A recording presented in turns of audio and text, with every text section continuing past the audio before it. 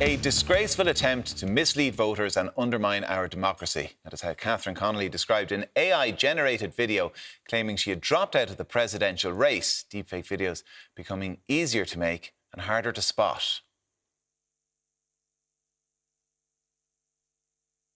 In the last few minutes at a Catherine Connolly campaign event, Catherine Connolly has confirmed her withdrawal from the presidential race. It is with great regret that I announce the withdrawal of my candidacy and the ending of my campaign. No, Catherine! Now that Catherine Connolly has withdrawn from the race, what does this now mean for the upcoming election on Friday? Well, simply put, Friday's election is now cancelled. It will no longer take place as previously planned. But as for Heather Humphreys, she will become the winner automatically and will be appointed tomorrow. Martin and Matt are still with me, and I'm joined by the technology editor with the Irish Independent, Adrian Weckler, and assistant professor at the School of Information and Communication Studies in UCD, Dr. Susan Leavy. Who in Fine Gael came up with that video? I'm not surprised to see it because there's so much fake information about Heather Humphreys online. I see everything that's online now double size. But look, what is a really important part around the AI deepfake element here is that this actually gives us an opportunity to have a discussion about it. This has become much more prevalent. And we can talk about the role of Meta and other providers and everything, and they did act pretty swiftly in this way, which is really, really important. But we have got to educate ourselves that this is much more prevalent. We need people to question more where their news comes from, what are the sources of that. If you take the epidemic there is at the minute with bank scams that are happening so regularly, if you talk to Irish banks, they will tell you one of the reasons it's a huge challenge is happening so regularly is because of the fact that smart people who don't expect to get caught do get caught. They don't tell people because they're embarrassed by it. So therefore, we don't realise how many people are getting scammed that way, and there's lots of scams like this that are happening that we have to become wise to. Yeah, we might go back to that educate ourselves piece in a moment. But Adrian, Commissioner Mann are taking a lead in that space, and that's really, really important. Yeah, they are, but it's a bit of a wheeze from the social media companies telling us we have to educate ourselves. This is like the car companies back in the day suggesting, you know what, we don't need seatbelts. You need to all just drive more safely. Educate yourselves about driving more There's a safely. combination of both, and I'm not letting them off the hook in any way, shape or form, and government won't. And really? Commissioner Mann... But in what ways have government not let the social media companies off the hook in terms of harmful content?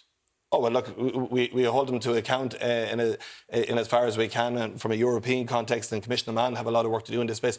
But sorry, to suggest that this is all on government and that the general public don't have a role to play to inform themselves that this is possible now, and that actually give that another couple of years and Sharon Evolan's voice will be even more authentic, and it won't be as easy to spot even as... Well, on that point, Adrian, I mean, lots of people, when they watch that, will have realised it was fake, but I would imagine if you showed that to somebody from 5 or 6 years ago, they'd have been blown away by how sophisticated it was. I disagree with you. I don't think most people who would have seen that thought it was fake. Really? I think that looked quite realistic. There was one or two moments that seemed a little fake, but I looked at all of the comments on Facebook. There were hundreds of comments, and many of them took it for something that was real. Now, just on the point... Like the comments have been fake, though, as well. To suggest to people... Well, I clicked into some of the commenters, and they seemed like real Facebook accounts, to me anyway, and I've been looking at this stuff for quite a while. Just on the point of whether, Meta is being held to account and whether there is actually a proper regulation going on. I have to say that Meta, Facebook...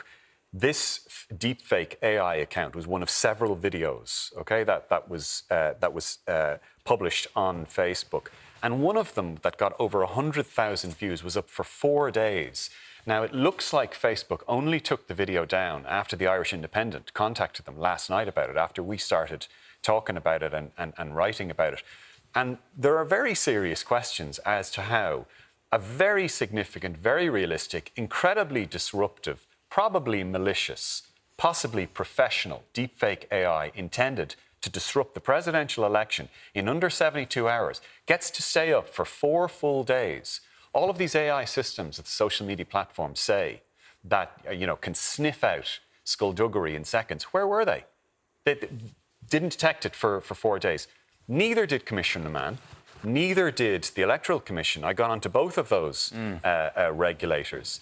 The Electoral Commission seemed to suggest that they were made aware of it late last night. I'll tell you, Meta have what they say is software that should identify this.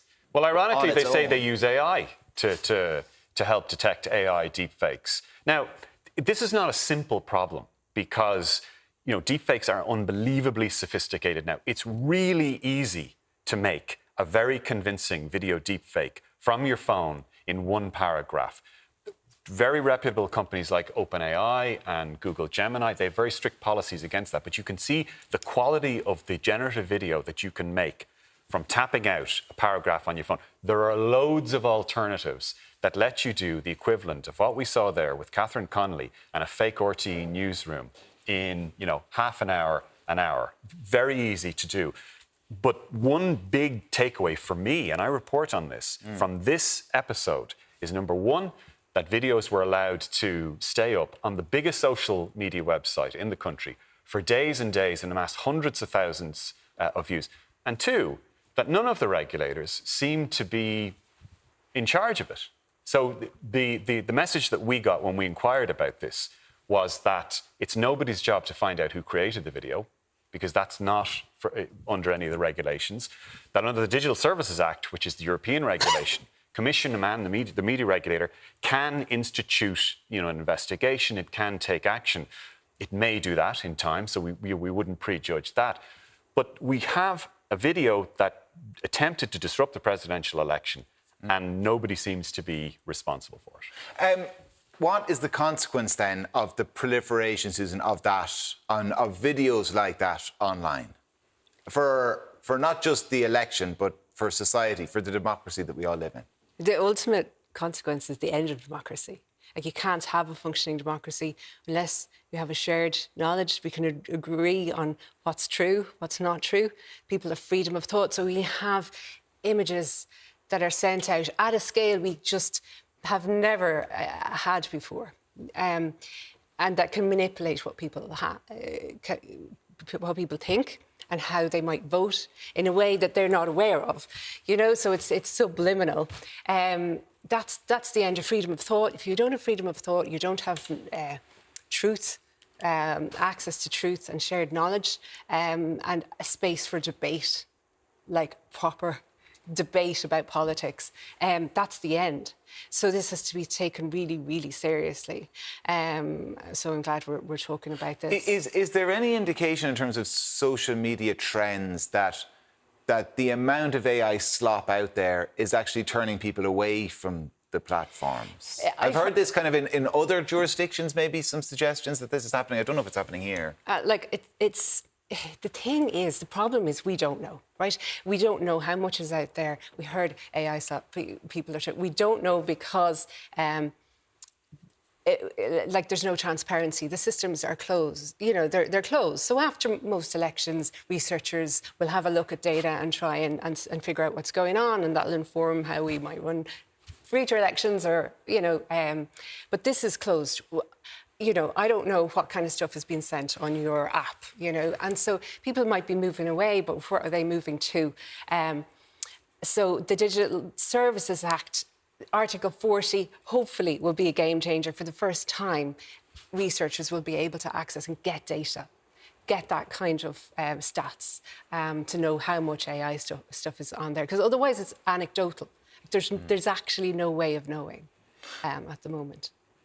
Adrian, if the Irish Independent put up something that was, as fake in terms of fake news as this, or if we did something here this evening, there'd be pretty serious consequences for us. I mean, what are the consequences under the regulations or under the legislation? There are potentially very serious consequences. So under the Digital Services Act, a platform like Meta or Google or X or anyone else can be charged up to 6% of global turnover. That, for a company like Meta, that's absolutely massive.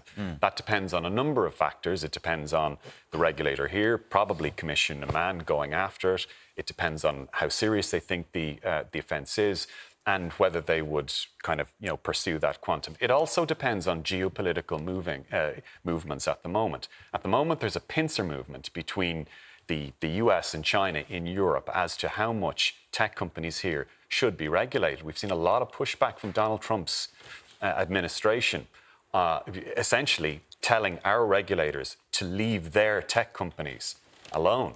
And that is now a very, very real issue. We've seen lobbying of the Irish government by tech companies to that effect as well. The regulators, to their credit, say openly and publicly they will not be swayed by that, and you have to take them at their word there. But the consequences could be very, very severe.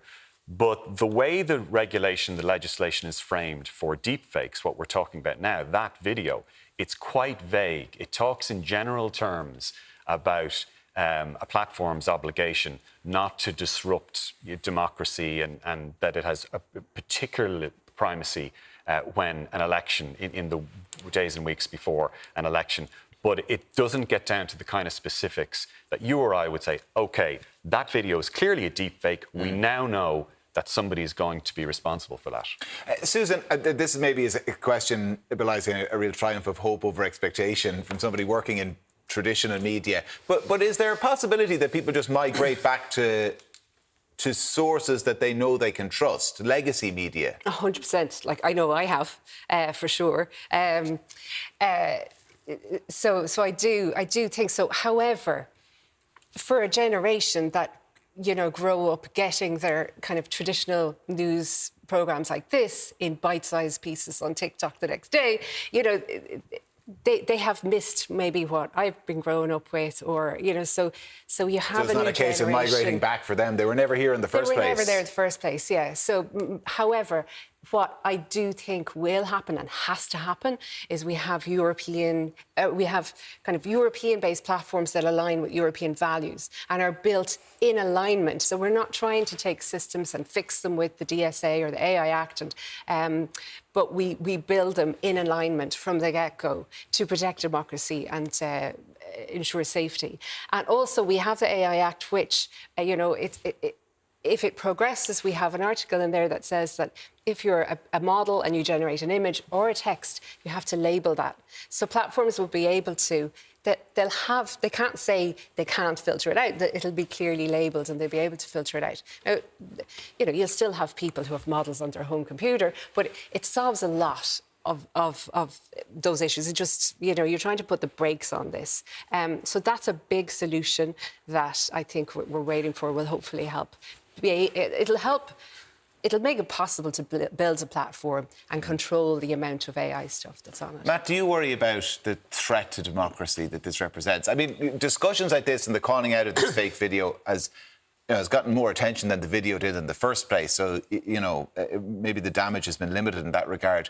But I mean, had the message been a bit more subtle, had the quality been that tiny bit better, had it come later in the campaign, it really could have harmed Catherine Connolly. Yeah, and you know, I'm always very conscious about politicians, especially one like me who doesn't fully understand how all of this works, being in any way preachy, because a lot of people see AI-generated videos as either satire or crack or whatever the case may be. So I think we need to be just mindful of that. I think we also need to be mindful of, going back to your earlier point, there is a distrust, you know, among a cohort of the population in the political system and in the established media outlets. And some of that isn't helped by the fact that many media outlets don't have the resources that would have been in place in previous generations. So in some cases, it is a case that articles are regurgitations of press statements, and as opposed to the type of in-depth analysis that would give a credibility to people. But yes, we have to deal with all of this. You always have to deal with this in a way that isn't seen or presented by any actors as being infringements on free speech or on satire or anything of that nature. But when you clearly have manipulation taking place, when you have misinformation taking place, well, then there has to be a robust response to that. And that means you have to have regulations in place, and then you have to ensure that those regulations are actually enforced, because it's the only way you actually get to the point where those people who might be inclined to try and manipulate, whether it be elections or other events, actually know that they could face real consequences. Adrian, to the Minister's point that, you know, not personal responsibility wasn't the language you used, but education and educating ourselves and informing ourselves. And I'm not saying that was the only approach. No, it has to form part of the response as well. It's a fair point, and you know, you have to look at. We do all have a certain responsibility as citizens to educate ourselves, to know, to be able to tell what's what to some degree. And I think if you asked somebody now, could they spot a deepfake, like those cheap deepfake scam ads, for example, for crypto that you see on Facebook and YouTube? Most people. Sorry, I was one here. There was one of me here sitting at this desk a few weeks ago interviewing Michael Noonan. It was a great investment opportunity, actually. Right, OK. 10 grand a month for only 250. But to your point, the only reason I got that down, people told me about it, is because I have a version of you, Jess Kelly in News Talk, was able to get that, got that rid of. I would Most say people at home don't have an Adrian Weckler or a Jess Kelly. Well, I'm not famous enough to be to be a scam, but I would say your earlier point about most people being able to tell that that was a scam is probably true in that case, because they are very rudimentary. They tend to be 2 or 3 basic movements with libs. The problem now is that the technology has gone far, far beyond that. And we do have an obligation to understand what is real and what is fake to a certain degree ourselves. But the technology, for the moment, has outpaced the legitimate requirement for us to be educated in that regard. And that's where this problem emerges. We should also be able to have faith that there are institutions in place and that the major civic utilities, because social media companies are now utilities, they're information portals, they're key battlegrounds. Facebook is the most important battleground coming up to an election on social media. We should have confidence that there are systems in place to make sure that a video doesn't stay up for 4 days and get 100,000 views and confuse people.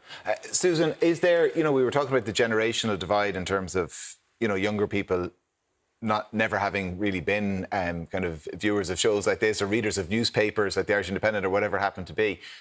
Is there a generational divide as well in terms of how easily they're duped by videos like this? Are younger people savvier?